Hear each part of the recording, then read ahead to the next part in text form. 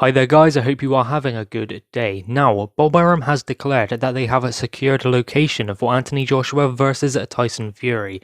And the interesting thing about him saying that is he didn't say where it was, but he said that it will take place early evening US, which does suggest a prime time UK time. So hopefully that means that the fight will take place around 10 o'clock UK time, which is when it should do because it's two Brits fighting for undisputed. If it was two American fighters, then it should be to a US time zone, but considering it's two UK fighters, I think that they should be catering to a UK time zone, which is what they are going to do, considering what Bob Arum has said. Now, he didn't say where the fight will be, but it won't be in the UK. I believe it will be Saudi Arabia. I think that is the strongest option at the moment, considering Eddie Hearn and Matchroom Boxing have a previous relationship there, and they have previously put up a site fee for AJ, and that was in the Ruiz fight, so I think that they will do it again. So the fight likely will take place in Saudi Arabia, and both fighters are expected to earn 100 million each. That's dollars, so in pounds that would be what, 72, 73 million, so they're going to get a good lump sum of money for taking this fight. But let's be real, it's not really about that for both the fighters. I mean, obviously the money is good and all, but I think that it's a legacy fight more so than anything else. Now of course there are still some situations that need to be straightened out. I don't think they need to be sorted necessarily, because I think that it should be there by now if they are, 2 weeks away from apparently signing for this deal. So considering that, they must know the situation that they are in. They must know where this mediation is going with Deontay Wilder and Tyson Fury. Tyson Fury's even said he's never fighting Deontay Wilder again, considering the glove tampering accusations he's made, and all the rest of them. So he will never fight Deontay Wilder again, and he will do anything in his power to not do that because of what Wilder said, which is understandable. So they seem to believe that that is sorted. They don't think that is going to be a problem. Bob Arum has continuously said it won't be. Now, there is this WBO situation with Alexander Usyk. Now, what Eddie Hearn recently said is what he wants to do is have Anthony Joshua and Tyson Fury fight for that WBO title with it on the line for undisputed. Then Joe Joyce versus Alexander Usyk fight for the interim title. The winner of that fight gets the full world title the day after Tyson Fury versus Anthony Joshua. So effectively the winner of Joe Joyce versus Alexander Usyk is winning the WBO world title. They just have to wait until Anthony Joshua and Tyson Fury have fought for them to be upgraded to full world champion. Now, that is a viable option for them to do because I think that Usyk is going to take his chance. Usyk is going to want to fight for a world title next.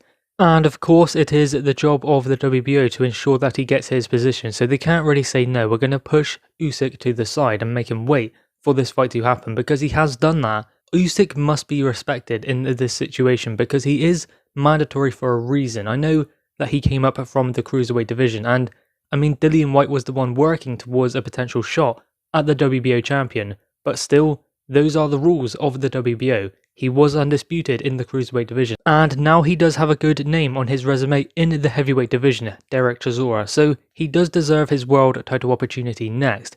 It's just whether it comes against Anthony Joshua or Joe Joyce. I believe it will be Joe Joyce at the moment because there is no situation where Anthony Joshua is going to push away this Tyson Fury fight and go and fight Alexander Usyk because we are too close now to Tyson Fury versus AJ. I mean, things can change at the last minute, but considering they have sorted all of this out, sorted out financial terms, who's going to earn what, and that was obviously agreed with a 50-50 split straight down the middle for both the parties, apparently according to Eddie Hearn and Bob Arum. They straightened out all of the nitty-gritty stuff, and now apparently they've sorted out the location. Deontay Wilder, he's not going to be a problem according to Bob Arum. He is standing firm in saying it won't be a problem. He's never for 1 second believed it would be, and considering that, they must be pretty confident it's not going to be Tyson Fury versus Deontay Wilder next. In fact, Tyson Fury doesn't want to fight him ever again, and you could not blame him for saying that.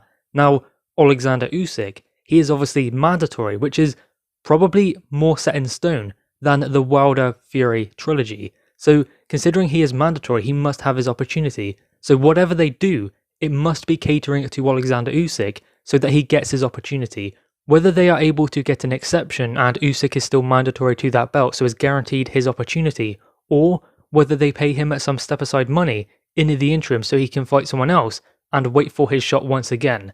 Something tells me he's not going to do that. Now, there are several things that they can do in that event. They can vacate the belt, but then it's not for Undisputed, and that is what they want. They have said that from the very beginning.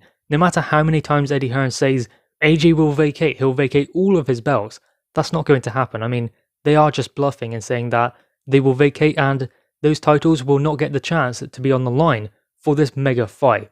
I don't believe that they are looking to vacate any titles. I think that they want that WBO title on the line. The only way they can do that is in this event, get the interim title on the line for Alexander Usyk versus Joe Joyce. Then the day after Tyson Fury versus Anthony Joshua, they vacate that WBO world title. Then the winner of Joyce versus Usyk is upgraded to champion. Now I guess that does take some shine away from Joe Joyce versus Alexander Usyk, the winner of that fight, gaining that WBO world title, because it would be the interim status as opposed to the full world title. Now, eventually they are going to know that they're going to be WBO world champions, so it is a world title fight because they know the winner of that fight will go on to be that WBO world champion. Whether Usyk is fazed by that, at the moment we don't know, but considering what his manager and promoter has said, they haven't been approached by Eddie Hearn and Matchroom Boxing just yet, and they are ensuring they're in a good position with negotiations for this potential fight or to step aside, because they have said they are going to refuse to do so, meaning that does put them in a strong position because they have something that Eddie Hearn and Matchroom Boxing want. They want that WBO title on the line. The only person who can stop it is Usyk and his team.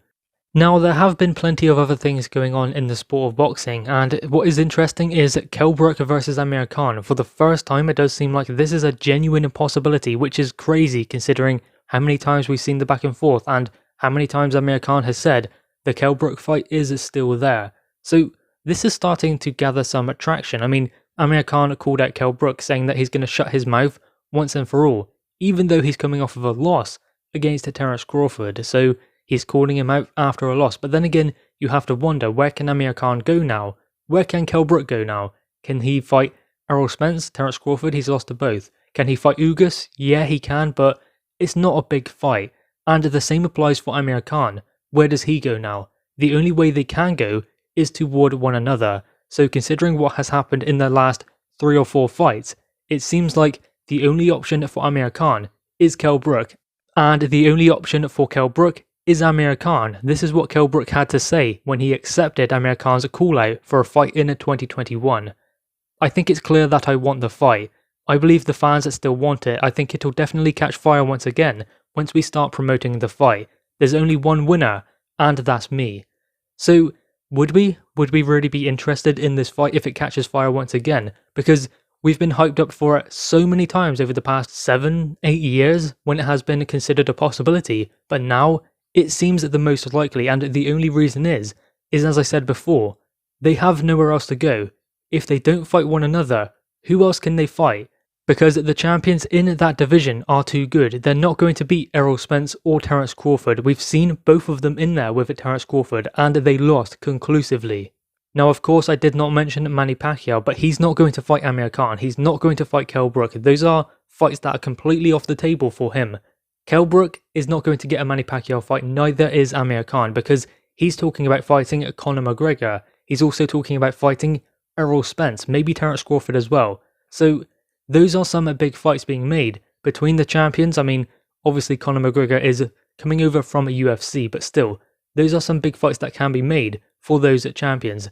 They're not going to fight these two anymore because we've seen them in there with those world champions and they fall short. So the only way they can go is toward one another.